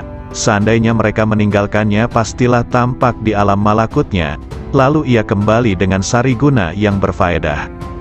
Sayyid Mansur Ar-Rabani menegaskan, dengan apa sang hamba dikenal bahwa ia tidak terhijab dari Tuhannya? Ia menjawab, jika ia mencarinya dan ia tidak menuntut apapun darinya, hamba menghendakinya dan ia tidak berkehendak sesuatu darinya, dan dia tidak memilih, karena menyerahkan pilihan padanya, walaupun dipilihkan neraka oleh Allah Subhanahu wa Ta'ala padanya. Setiap orang yang di dalam hatinya tidak ada penetrasi karisma ilahi, tidak ada cahaya cinta padanya, tidak ada kemesraan kebersamaan dengannya, maka ia terhijab, tandasnya. Katanya pula, asteris cukuplah buatmu marifat itu, manakala engkau tahu bahwa Allah Subhanahu wa Ta'ala memandangmu, dan cukuplah ibadah itu, bila Allah Subhanahu wa Ta'ala itu tidak butuh padamu. Asteris cukuplah cinta itu bagimu, jika engkau tahu bahwa cintanya mendahului cintamu padanya. Asteris cukuplah zikir bagimu, bahwa zikirnya mendahului zikirmu. Asteris hati ketika dilanda karisma ilahi, segala hal berbau syahwat sirna. Asteris ketika hati di hamparan marifat, segala hal kealpaan sirna. Asteris hati ketika didudukkan pada tempat ketunggalan dengan tunggal bagi yang tunggal, itulah tempat duduk yang benar. Malunya kaum arifin. Rasulullah Shallallahu Alaihi Wasallam bersabda, malu itu sebagian dari iman. Hadis riwayat Muslim. Memutuskan diriku hanya kepada Tuhanku, dan pilihanku kepadanya dibanding lainnya, serta aku tidak pernah makan kecuali bersama tamuku. Rabiah Al-Basriyah mengatakan, oh Tuhanku, hasratku di dunia dan di akhirat nanti hanya mengingatmu, dan hasratku di akhirat dari akhirat hanya memandangmu, maka lakukanlah antara keduanya sekehendakmu. Abu Yazid Al-Bistami menegaskan, rahasia batinku naik menuju Allah Subhanahu wa Ta'ala, lalu terbang dengan sayap marifat dengan cahaya kecerdasan di cakrawala wahdaniyah, kemahatunggalannya. Tiba-tiba nafsu menghadapku dan berkata, kemana kau pergi? Akulah nafsumu dan engkau harus bersamaku. Namun rahasia batinku, sir, sama sekali tidak menoleh padanya. Kemudian makhluk-makhluk lain menghadap sirku, mereka bertanya, kemana kau pergi? Kami adalah teman dan tempat curhatmu, engkau harus bersama kami, demi solidaritas padamu. Sirku sama sekali tidak menoleh. Lantas surga dengan segenap isinya menghadap sirku. Mereka bertanya, kemana engkau pergi? Engkau itu bagiku dan engkau harus di sini denganku. Maka sirku sama sekali tidak berpaling, lalu anugerah dan pemberian menghadapku, begitu juga karomah-karomah, hingga melewati kerajaannya, sampai pada kemah Fardaniyah, ketunggalannya, lantas melampaui universalitas dan keakuan, hingga sirku sampai di hadapan Allah Subhanahu wa Ta'ala. Dialah yang kucari. Allah Subhanahu wa Ta'ala berfirman kepada Nabi Musa, wahai Musa, sesungguhnya orang yang menjumpaiku pasti tidak akan kembali dariku, dan tidak akan kembali kecuali dari jalan lurusku. Abul Abbas Nin Atta mengatakan, manakala akhirat muncul dalam diri hamba, dunia menjadi sirna di sisinya, sehingga sang hamba hanya menetap di negeri keabadian. Namun manakala sang hamba berada dalam penyaksian Allah Ta'ala, segala hal selain Allah Ta'ala sirna, dan hamba abadi bersama Allah Subhanahu wa Ta'ala. Ada lelaki di hadapan Abu Yazid, berkata, ada informasi sampai kepadaku bahwa engkau punya Ismul Azam, sangat senang jika engkau mengajariku. Abu Yazid menjawab, nama Allah itu tidak terbatas, namun kosongkan hatimu hanya bagi kemahaesaannya, meninggalkan berpaling pada selain Allah Ta'ala. Jika Anda bisa demikian, raihlah isem, nama, manapun yang kau kehendaki, maka dengan isem itu Anda bisa pergi dari timur hingga barat, dalam sekejap dan Anda telah kembali. Zunnun al-Misri mengatakan, ketika aku naik haji, tiba-tiba ada anak muda mengatakan, oh Tuhanku, aku telah mengumpulkan tebusanmu, dan engkau maha tahu, lalu apa yang engkau berlakukan pada mereka? Lalu ku dengar suara, tebusanku banyak, dan yang mencariku sedikit. Sebagian sufi ditanya, seberapakah antara Allah Subhanahu wa Ta'ala dan hambanya? 4 langkah saja, 1 langkah meninggalkan dunia, 1 langkah meninggalkan makhluk, 1 langkah meninggalkan nafsu, dan 1 langkah meninggalkan akhirat, maka sang hamba sudah di hadapan Allah Subhanahu wa Ta'ala. Jawabnya. Sari berkata, siapa yang bangkit untuk taat kepada Allah Ta'ala tanpa ada yang lain, Allah akan memberi minuman dari mata air cinta darinya, dan dihantar menuju tempat yang benar. Sayyidina Ali karramallahu wajhah mengatakan, orang arif manakala keluar dari dunia tak ada pemandu maupun penyaksi di hari kiamat, tidak ada malaikat Ridwan di surga, juga tidak ada malaikat Malik di neraka. Beliau ditanya, lalu di mana sang arif dijumpai? Di hadapan Allah yang Maha Diraja, di tempat yang benar. Ketika mereka bangkit dari kuburnya, mereka tidak bertanya-tanya, mana keluarga dan anakku, mana Jibril dan Mikail, mana surga dan pahala, namun justru berkata, manakah kekasihku dan kemesraan hatiku? Kolbu kaum arifin punya mata yang memandang apa yang tak biasa dipandang manusia. Sedangkan lisannya berkata dengan rahasia batinnya munajat dari malaikat-malaikat mulia di sisinya yang mencatat sayap-sayap yang terbang tanpa bulu hinggap di sisi Rabbul Alamin. Lalu bagai gembalaan di taman suci menari dan meminum dari lautan para rasulnya, para hamba yang menuju kepadanya hingga mendekat, sampai bertemu dengannya. Di balik keajaiban kasih sayang, Rasulullah Shallallahu Alaihi Wasallam bersabda, orang yang memiliki kasih sayang, bakal disayang oleh Allah yang Maha Penyayang, yang Maha Memberi berkah dan Maha Luhur. Karena itu berikan kasih sayang kepada siapapun di muka bumi, maka yang di langit akan menyayangimu. Hadis riwayat Ahmad, Abu Dawud dan Tirmidzi. Dalam hadis yang mulia ini ada keajaiban yang luar biasa dari ilmu-ilmu dan rahasia Allah, di mana Al-Mustafa Nabi Muhammad Shallallahu Alaihi Wasallam memerintahkan adanya cinta dan kasih sayang terhadap semua makhluk di muka bumi, agar kasih sayang dari malaikat luhur di langit melimpah pula.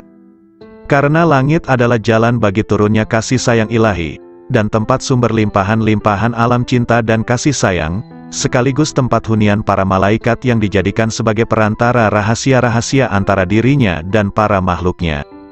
Bila Allah melimpahkan rahmat dalam rahasia malaikat rizki, maka Allah memberikan pertolongan kepada pencari rizki. Bila Allah melimpahkan rahmat kepada rahasia pencatat amal, maka Allah memberikan kelupaan hamba terhadap keburukan-keburukan. Bila Allah melimpahkan pada rahasia malaikat rakib, maka Allah memberikan pertolongan dan kasih sayang. Kasih sayang adalah perilaku jiwa kaum arifin dan sekaligus menjadi miraj kalbunya menuju Tuhannya. Sedangkan hamba-hamba Allah yang arifin tadi merupakan pantulan manifestasi rahmat Tuhan semesta alam bagi para makhluknya, dan Dia adalah Maha Suci dan Maha Cinta dan Kasih. Anak-anak sekalian, bila kalian mewujudkan sifat kasih sayang kepada sesama makhluk, Anda pasti dirahmati.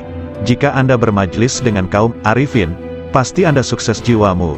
Jika Anda bertanya pada kaum yang penuh hikmah Rabbaniyah, pasti Anda mendapatkan pengetahuan. Segala sesuatu itu ada kuncinya.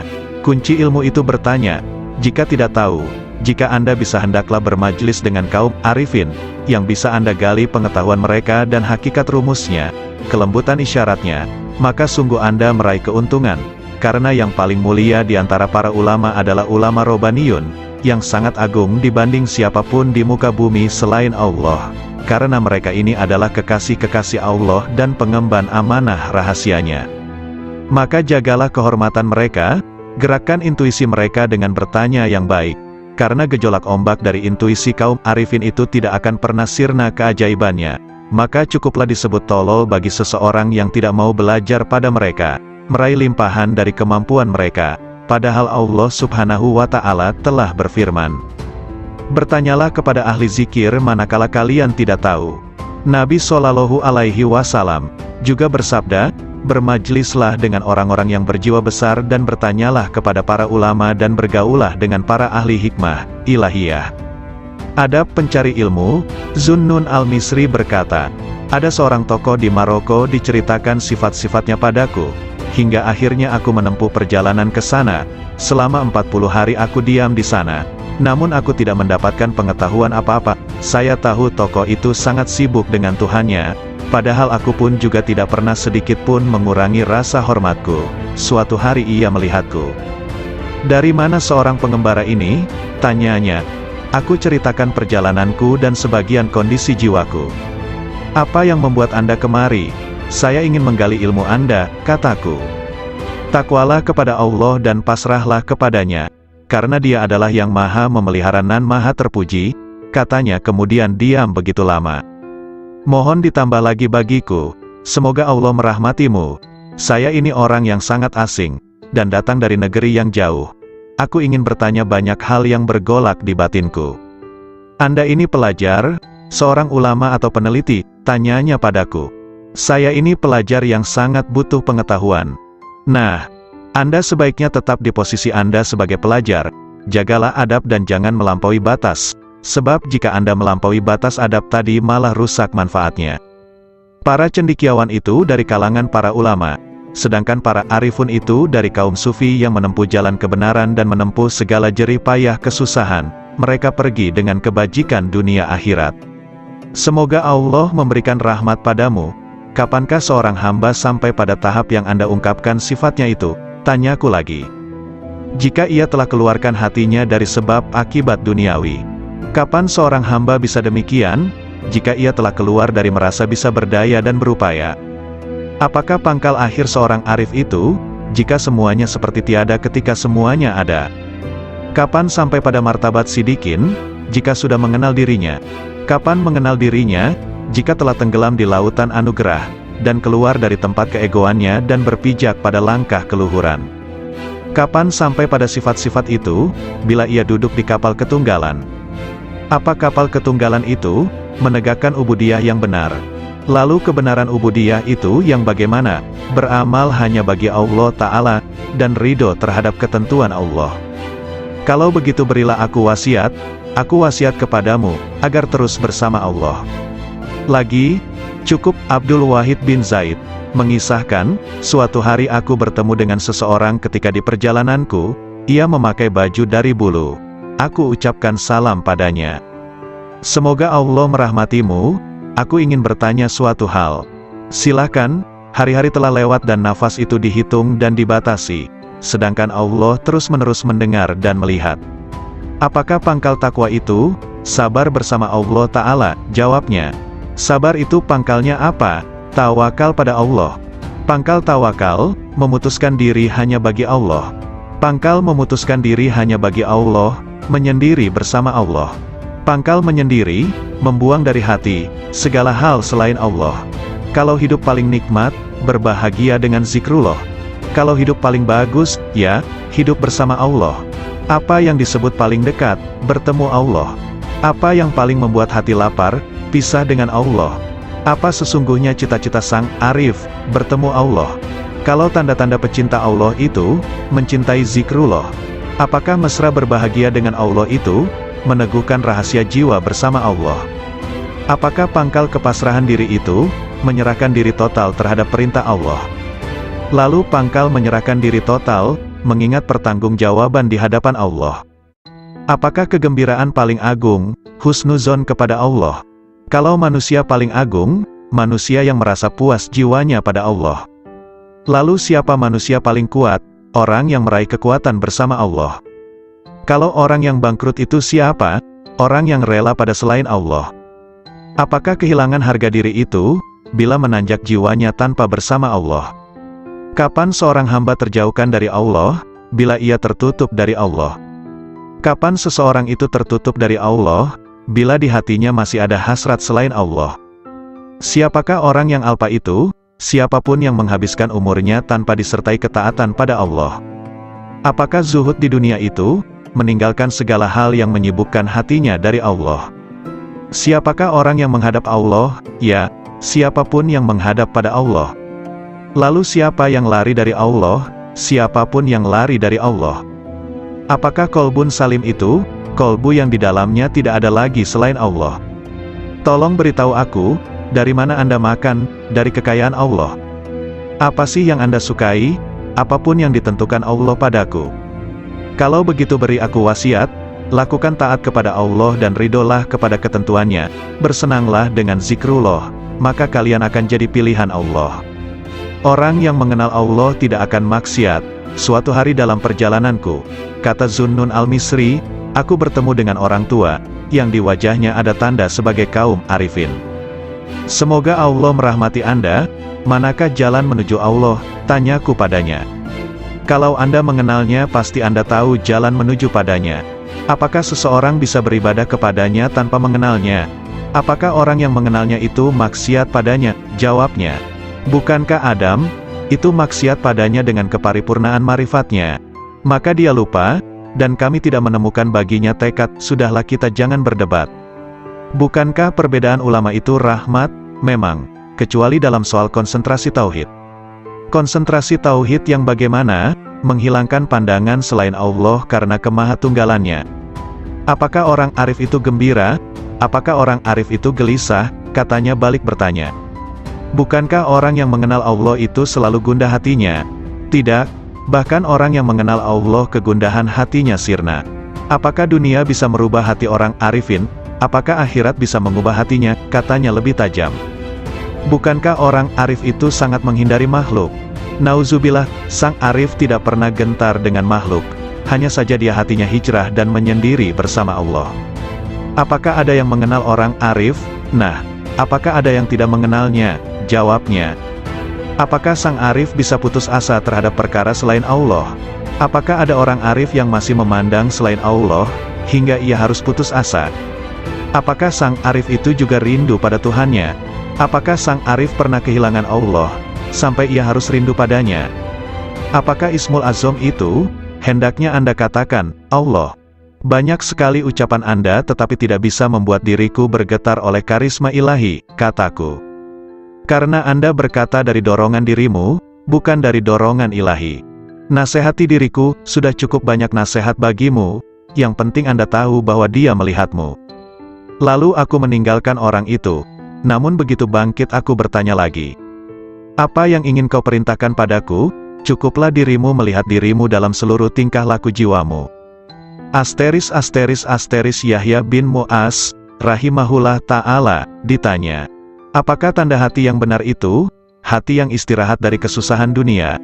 Jawabnya, kalau konsumsi hati, zikir yang hidup, tak pernah mati. Lalu kehendak yang benar itu seperti apa? Meninggalkan kebiasaan-kebiasaan manusiawi. Makna rindu, terus-menerus fokus pada yang di atas. Kapan perkara hamba Allah tuntas? Jika tenteram bersama Allah tanpa hasrat. Kalau tanda-tanda seorang penempuh, tandanya ia tidak sibuk hatinya dengan urusan makhluk. Lalu pangkal hidayah itu apa? Ketakwaan yang benar. Apa yang disebut dengan kenikmatan? Berserasi dengan Allah. Siapa yang disebut sebagai orang asing? Siapapun yang cinta di hatinya, tidak mencari keuntungan. Kapan seorang hamba sampai pada wilayah Tuhannya? Bila hatinya lepas dari segala hal selain Allah Ta'ala. Apakah yang disebut dengan kebebasan agung itu? Penyerahan total kepada Sang Tuhan? Apakah amal paling utama? Zikir kepada Allah kapan dan di mana saja? Apa yang disebut dengan kebutuhan besar? Kebutuhan besar adalah melanggengkan bahagia bersama Allah. Apakah yang menjadi hijab kolbu? Merasa puas, selesai, dengan Tuhannya. Apakah hidup yang indah itu? Hidup bersama yang Maha Agung. Lalu hakikat berserasi dengan Allah adalah berlangkah benar dan bersih. Siapakah para pecinta itu? Kaum arifin. Siapa yang disebut orang mulia?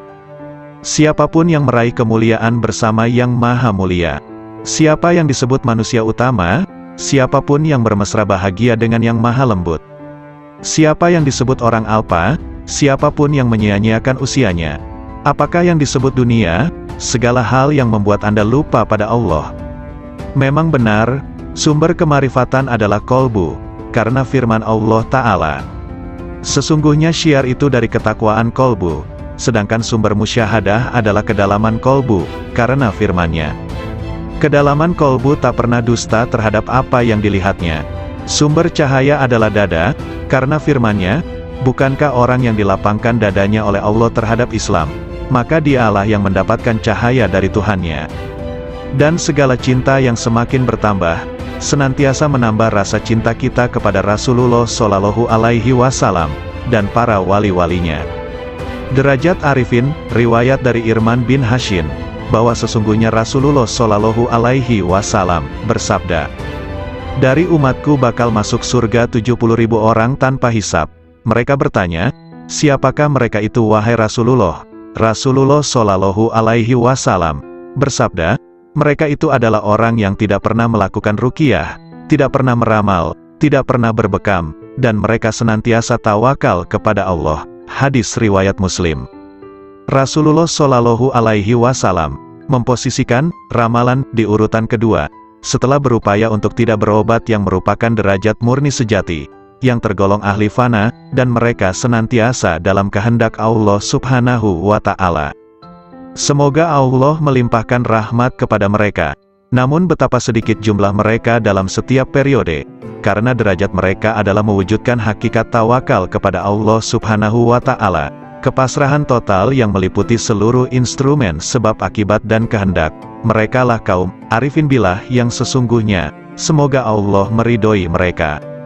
Amboi, jika orang alim itu terbagi dua, satu golongan yang membuatku terbebas dari keraguan. Dua, satu golongan yang menggunting-gunting diriku dari gunting neraka, tak lebih dan tak kurang mereka itu, di mataku. Anak-anak sekalian, ketahuilah orang arif kepada Allah Subhanahu wa Ta'ala dengan marifat yang benar, senantiasa terhanguskan hasratnya di bawah keceriaan dalam wahdaniyahnya, dan tak ada keceriaan mulai dari arasy sampai muka bumi yang lebih besar ketimbang kegembiraan marifat kepada Allah Subhanahu wa Ta'ala.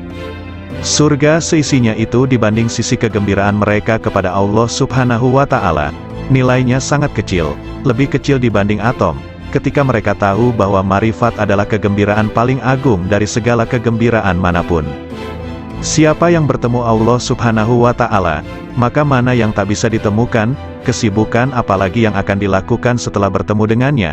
Bukankah melihat selain Allah itu tak lebih dari keliaran nafsu belaka, hasrat yang rendah, dan minimnya marifat kepada Allah Ta'ala? Adakah pakaian yang lebih? Rasulullah. Syarat jisim latif, jasad halus itu harus tetap hidup dan tidak boleh mati. Cahayanya berasal dari ruh itu, yang terus-menerus meliputi jasad, yang mengisyaratkan sifat jalal, sifat yang perkasa, dan sekaligus mengisyaratkan adanya sifat jamal, sifat keindahan.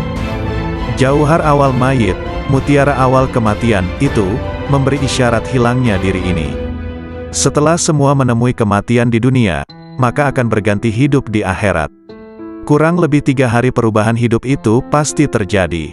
Asal mula manusia terlahir, dari adanya ayah, ibu serta Tuhan yang Maha Pencipta. Satu kelahiran berasal dari 3 asal lahir. Ya, itulah isyarat dari 3 hari. Setelah dititipkan selama 7 hari, maka dikembalikan kepada yang menitipkan, yang memberi amanat. Titipan itu harus seperti sedia kala. Bukankah tauhid itu sebagai sarana untuk makrifat? Titipan yang ke-30 hari, itu juga termasuk juga titipan, yang ada hanya kemiripan dengan yang 7 hari. Kalau menangis mengeluarkan air mata karena menyesali sewaktu masih hidup, seperti teringat semasa kehidupan itu berasal dari nur, yang mana cahayanya mewujudkan dirimu. Hal itulah yang menimbulkan kesedihan dan penyesalan yang berkepanjangan. Tak terkecuali siapapun yang merasakan itu semua. Sebagaimana kamu mati, saya merasa kehilangan. Mati atau hilang bertepatan hari kematian yang ke-40 hari. Bagaimanakah yang lebih tepat untuk melukiskan persamaan sesama makhluk hidup secara keseluruhannya? Allah dan Muhammad semuanya berjumlah 1. 100 pun dapat dilukiskan seperti satu bentuk, seperti diibaratkan dengan adanya cahaya yang bersumber dari cahaya Muhammad yang sesungguhnya. Sama hal pada saat kamu memohon sesuatu, ruh jasad hilang di dalamnya, kehadirat Tuhan yang Maha Pemberi. Tepat pada hari ke-1000, tidak ada yang tertinggal. Kembalinya pada Allah sudah dalam keadaan yang sempurna. Sempurna seperti mula pertama dalam keadaan yang sempurna. Sempurna seperti mula pertama diciptakan. Syekh Malaya terang hatinya, mendengarkan pelajaran yang baru diterima dari gurunya Syekh Mahyuningrat Kanjeng Nabi Khidir. Syekh Malaya senang hatinya sehingga beliau belum mau keluar dari dalam tubuh Kanjeng Nabi Khidir. Syekh Malaya menghaturkan sembah, sambil berkata manis seperti gula madu. Kalau begitu hamba tidak mau keluar dari raga dalam Tuan. Lebih nyaman di sini saja yang bebas dari sengsara derita. Tiada selera makan tidur, tidak merasa ngantuk dan lapar, tidak harus bersusah payah dan bebas dari rasa pegal dan nyeri. Yang terasa hanyalah rasa nikmat dan manfaat. Kanjeng Nabi Khidir memperingatkan, yang demikian tidak boleh kalau tanpa kematian. Kanjeng Nabi Khidir semakin iba kepada pemohon yang meruntuhkan hatinya. Kata Kanjeng Nabi Khidir, kalau begitu yang awas sajalah terhadap hambatan upaya. Jangan sampai kau kembali, memohonlah yang benar dan waspada. Anggaplah kalau sudah kau kuasai, jangan hanya digunakan dengan dasar bila ingat saja, karena hal itu sebagai rahasia Allah. Tidak diperkenankan mengobrol kepada sesama manusia, kalau tanpa seizinnya. Sekiranya akan ada yang mempersoalkan, memperbincangkan masalah ini. Jangan sampai terlanjur, jangan sampai membanggakan diri, jangan peduli terhadap gangguan, cobaan hidup. Tapi justru terimalah dengan sabar. Cobaan hidup yang menuju kematian, ditimbulkan akibat buah pikir. Bentuk yang sebenarnya ialah tersimpan rapat di dalam jagatmu. Hidup tanpa ada yang menghidupi kecuali Allah saja. Tiada antara lamanya tentang adanya itu. Bukankah sudah berada di tubuh? Sungguh, bersama lainnya selalu ada dengan kau. Tak mungkin terpisahkan, kemudian tidak pernah memberitahukan dari mana asalnya dulu. Yang menyatu dalam gerak perputaran bawana. Bukankah berita sebenarnya sudah ada padamu? Cara mendengarnya adalah dengan ruh sejati, tidak menggunakan telinga. Cara melatihnya, juga tanpa dengan mata. Adapun telinganya, matanya yang diberikan oleh Allah. Ada padamu itu, secara batinnya ada pada sukma itu sendiri. Memang demikianlah penerapannya. Ibarat seperti batang pohon yang dibakar, pasti ada asap apinya, menyatu dengan batang pohonnya. Ibarat air dengan alunnya, seperti minyak dengan susu, tubuhnya dikuasai gerak dan kata hati. Demikian pun dengan Hyang Sukma. Sekiranya kita mengetahui wajah hamba Tuhan dan sukma yang kita kehendaki ada, diberitahu akan tempatnya seperti wayang ragamu itu. Karena datanglah segala gerak wayang. Sedangkan panggungnya jagat, bentuk wayang adalah sebagai bentuk badan atau raga. Bergerak bila digerakkan, segala-galanya tanpa kelihatan jelas, perbuatan dengan ucapan. Yang berhak menentukan semuanya, tidak tampak wajahnya. Kehendak justru tanpa wujud dalam bentuknya. Karena sudah ada pada dirimu. Permisalan yang jelas ketika berhias. Yang berkaca itu Hyang Sukma. Adapun bayangan dalam kaca itu ialah dia yang bernama manusia sesungguhnya, terbentuk di dalam kaca. Lebih besar lagi pengetahuan tentang kematian ini dibandingkan dengan kesirnaan jagat raya, karena lebih lembut seperti lembutnya air. Bukankah lebih lembut kematian manusia ini? Artinya lembut kesirnaan manusia, artinya lebih dari, karena menentukan segalanya. Sekali lagi artinya lembut ialah sangat kecilnya. Dapat mengenai yang kasar dan yang kecil.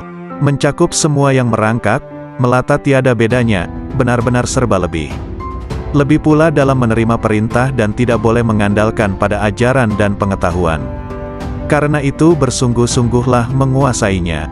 Pahamilah liku-liku seolah tingkah kehidupan manusia. Ajaran itu sebagai ibarat benih sedangkan yang diajari ibarat lahan. Misal kacang dan kedelai, yang disebar di atas batu. Kalau batunya tanpa tanah pada saat kehujanan dan kepanasan, pasti tidak akan tumbuh.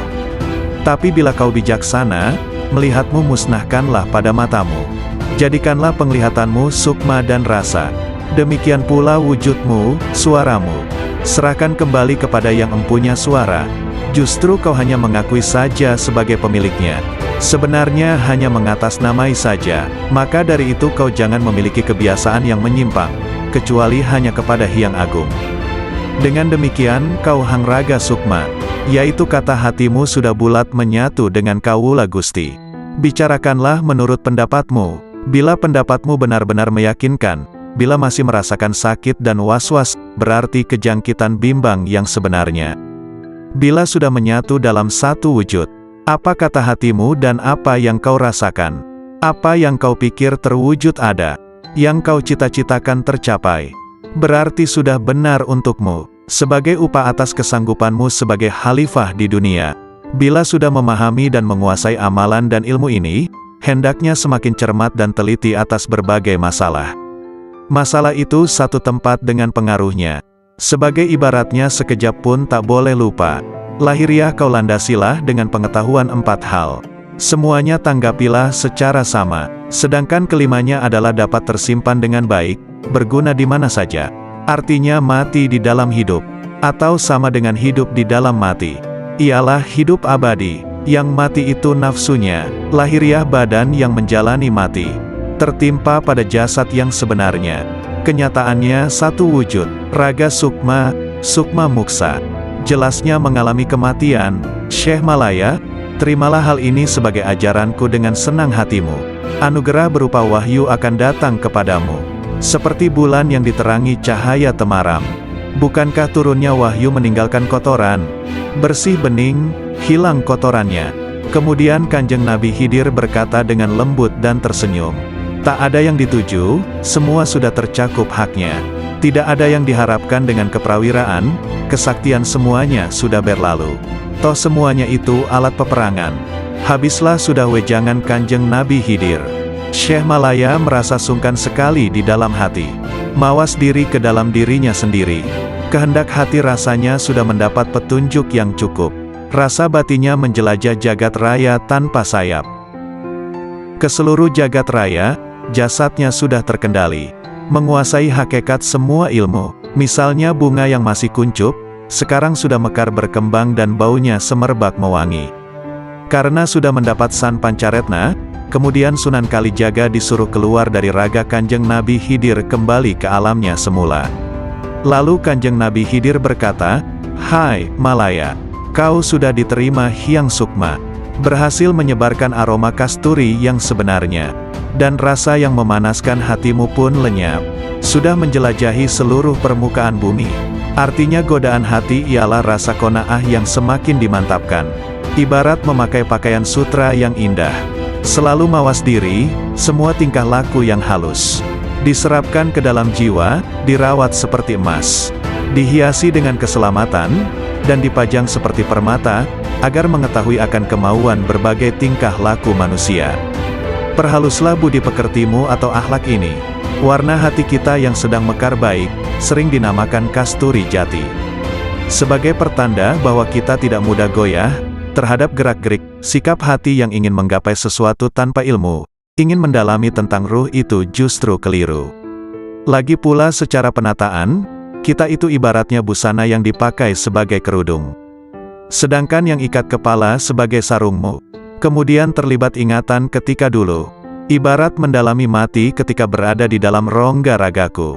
Tampak oleh Sunan Kalijaga cahaya, yang warnanya merah dan kuning itu, sebagai hambatan yang menghadang agar gagal usaha atau ikhtiar atau cita-citanya. Dan yang putih di tengah itulah yang sebenarnya harus diikuti. Kelimanya harus tetap diwaspadai. Kuasailah seketika, jangan sampai lupa. Bisa dipercaya sifatnya. Berkat kesediaanku berbuat sebagai penyekat, untuk alat pembebas sifat berbangga diri, yang selalu didambakan siang dan malam. Bukankah aku banyak sekali melekat atau mengetahui caranya pemuka agama yang ternyata salah dalam penafsiran dan penyampaian keterangannya, anggapannya sudah benar, tak tahunya malah mematikan pengertian yang benar. Akibatnya terperosok dalam penerapannya. Ada pemuka agama yang ibaratnya menjadi murung. Ia hanya sekedar mencari tempat bertengger saja, yaitu pada batang kayu yang baik rimbun, lebat buahnya, kuat batangnya. Untuk kemuliaan hidup baru, ada orang yang berkedudukan, ada yang ikut orang kaya. Akhirnya dimasyarakatkan, ibaratnya seperti sekedar memperoleh kemuliaan sepele. Jadinya tersesat-sesat. Ada pula yang justru memiliki jalan terpaksa. Demikian, artikel ini dimuat di Matops Blog. Assalamualaikum warahmatullahi wabarakatuh. Alhamdulillah, segala puji bagi Allah, Tuhan seru sekalian alam. Kali ini akan dibacakan nasihat atau wejangan Syekh Ahmad Ar-Rifai, pengasas Tarekat Rifaiyah. Nasihat ini diambil dari dailysufi.blogspot.com. Dengan dibacakan nasihat ini, semoga Allah melimpahkan ibrah dan hikmah, guna menggapai ridha ilahi. Musibah batin itu hijab. Sesungguhnya Nabi Shallallahu Alaihi Wasallam bersabda, perbuatan-perbuatan baik bisa menjaga serangan keburukan, dan sesungguhnya sedekah rahasia itu bisa meniup api amarah Tuhan, dan sebenarnya silaturahim itu menambah usia dan menghapus kemiskinan. Hadis riwayat Tabrani. Dalam hadis yang mulia ini ada pelajaran akhlak mulia, di mana kaum arifin membumbung menuju Rabb-Nya, sebab asas dari marifat adalah makarimul akhlak, semulia-mulianya akhlak, sedangkan akhlak buruk adalah, nauzubillah, adalah wujud terhijabnya rahasia batin dari Allah Ta'ala. Anak-anakku sekalian, di antara musibah rahasia batin terbesar adalah terhijabnya kita dari Allah Subhanahu wa Ta'ala. Maka siapapun yang mendapatkan musibah seperti ini, pada dasarnya ia telah menggabungkan musibah-musibah lainnya. Sang pecinta itu senantiasa mabuk ilahi, sang pemabuk tak akan merasakan derita musibah ketika mabuk, baru di saat sadar merasakan deritanya. Musibah terhijab dari Allah Subhanahu wa Ta'ala tak bisa diganti atas kehilangannya selamanya, kecuali dengan menepiskan segala hal selain Allah Subhanahu wa Ta'ala. Dari rahasia batin kita, tak ada ancaman lebih serius di dalam Al-Quran dibanding ayat ini. Sekali-kali tidak, sesungguhnya mereka pada hari itu benar-benar terhalang dari melihat Tuhan mereka. Betapa banyak orang yang taat tetapi terhijab dari yang ditaati Allah Subhanahu wa Ta'ala. Betapa banyak orang yang dapat nikmat tapi terhijab dari sang pemberi nikmat. Betapa banyak orang yang tidur, diberi rizki kesadaran bangun ketika ia sedang tertidur. Betapa banyak orang yang sadar tertidur justru setelah ia bangun. Betapa banyak orang yang pendosa, justru diberi rizki kewalian dan meraih derajat abrar. Betapa banyak orang zuhud yang gugur dari wilayahnya, dan menempuh jalan pendosa. Hijab itu siksa jauh dari Allah Subhanahu wa Ta'ala. Betapa banyak ahli amal yang terhijab gara-gara melihat amalnya, jauh dari memandang anugerah Allah Subhanahu wa Ta'ala, hingga mata hatinya buta. Lalu ia terlempar jauh, sementara ia menduga dirinya telah sampai, wusyul, kepada Allah Subhanahu wa Ta'ala, dan tidak ada yang lebih mengerikan di mata orang arif dibanding hijab itu sendiri, walau sekejap mata.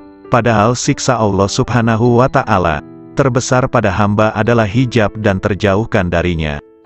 Salah seorang hamba Allah Subhanahu wa Ta'ala dikisahkan sedang bermunajat, "Oh Tuhanku, sampai kapan aku maksiat kepadamu, sedangkan Engkau tak pernah menyiksaku?" Kemudian Allah Subhanahu wa Ta'ala menurunkan wahyu kepada seorang nabi di kala itu, katakan kepadanya, "Sampai kapankah aku menyiksamu, sedangkan kamu tidak mengerti? Bukankah engkau telah aku tutup dari kelembutan-kelembutan kebahagiaanku? Bukankah aku telah mengeluarkan kemanisan munajat kepadaku dari hatimu?" Abu Musa, Pelayan Abu Yazid mengatakan, suatu hari Syekh Abu Yazid memasuki suatu kota, kemudian massa banyak datang berjubal mengikutinya. Ketika Abu Yazid melihat mereka dan berjubalnya mereka, beliau mengatakan, "Ya Allah, aku mohon perlindungan kepadamu dari terhijab padamu karena mereka, dan aku mohon perlindungan kepadamu dari hijabmu atas mereka, karena gara-gara aku." Semoga Allah merahmatinya. Betapa banyak kesadaran itu, dan betapa benarnya Abu Yazid dengan Tuhannya, betapa besarnya kasih sayang Abu Yazid pada sahabat-sahabatnya kaum muslimin. Ia menginginkan kebajikan dan pandangan yang benar bagi mereka, sebagaimana pada dirinya. Ingatlah, hai orang yang bergaul dengan massa, dan massa yang fanatik kepada Anda. Hati-hati, betapa banyak ketukan-ketukan sandal di sekitar toko sirna dari kepalanya, betapa banyak hilang agamanya. Ya Allah selamatkan, ya Allah selamatkan. Manusia terbagi menjadi 4 golongan. 1. Ada orang yang hatinya memandang tajam, dengan pandangan cahaya yakin atas rahasia ciptaannya dan keparipurnaan kuasanya. 2. Ada orang yang akalnya tajam, memandang dengan cahaya kecerdasannya pada janji dan ancamannya. 3. Ada orang yang rahasia batinnya, sir, tajam, memandang setiap saat dengan cahaya marifat kepada Allah Subhanahu wa Ta'ala. 4. Ada orang yang dijadikan oleh Allah Subhanahu wa Ta'ala tertutup, tidak sama sekali bisa memandang, dan inilah yang disebut dalam ayat, dan siapa yang buta mata hatinya di dunia ini, maka di akhirat lebih buta dan lebih sesat jalannya. Ingatlah, orang kafir itu tertutup dari cahaya hidayah oleh kegelapan sesat. Ahli maksiat tertutup dari cahaya takwa oleh kegelapan alpa. Ahli ibadah tertutup dari cahaya taufik dan pertolongan Allah Ta'ala oleh kegelapan memandang ibadahnya. Bila Allah Subhanahu wa Ta'ala menghilangkan hijab-hijab ini, mereka akan memandang dengan mata cahaya menuju cahaya, maka pada saat itulah mereka terhijab dari segala hal selain Allah Subhanahu wa Ta'ala. Siapa yang memandang pada gerak dan perbuatannya ketika taat kepada Allah Ta'ala, pada saat yang sama ia telah terhijab dari sang empunya gerak dan perbuatan, dan ia jadi merugi besar.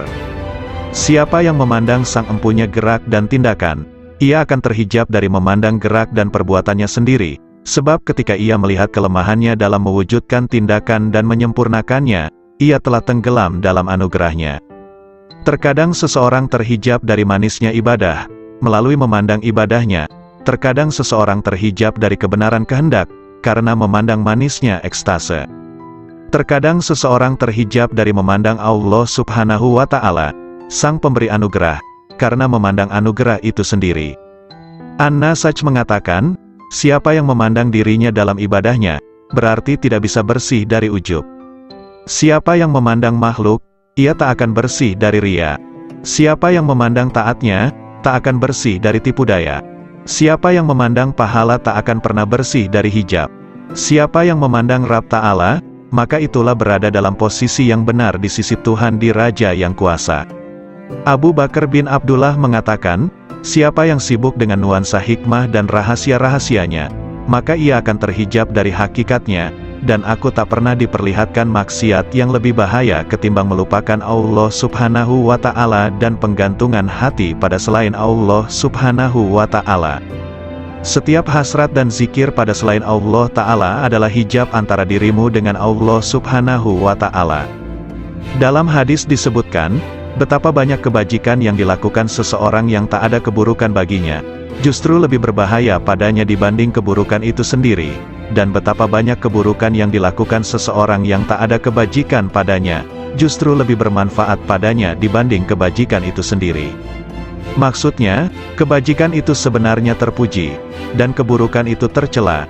Namun sepanjang seorang hamba dalam berbuat kebajikan masih melihat kebajikannya, maka ia berada di medan pamer dan kebanggaan. Dan sepanjang hamba dalam keburukan, namun ia masih melihat keburukan itu, berarti ia berada di medan remuk redam dirinya dan merasa sangat butuh padanya. Padahal kondisi hamba dalam situasi sangat butuh pada Allah itu lebih baik. Abu Bakar As-Siddiq mengatakan, "Yanlah kelain Allah. Setiap apa yang kau harapkan teguh dengan hijrah kepada Allah." Riwayat Anas bin Malik berkata, bahwa di bawah dinding di mana Allah Subhanahu wa Ta'ala memberi kabar melalui firman-Nya, dan di bawahnya ada perbendaharaan bagi keduanya, adalah lembaran dari emas, dan emas itu ada tulisan di dalamnya, Bismillahirrohmanirrohim. Aku heran kepada orang yang meyakini kematian, bagaimana ia bisa gembira. Aku heran pada orang yang meyakini takdir, bagaimana ia susah. Aku heran kepada orang yang meyakini adanya neraka, bagaimana ia bisa tertawa. Aku heran dengan orang yang meyakini sirnanya dunia dan penghuninya akan terbalik, bagaimana ia merasa tenteram di dunia. La ilaha illallah Muhammadur Rasulullah. Wahab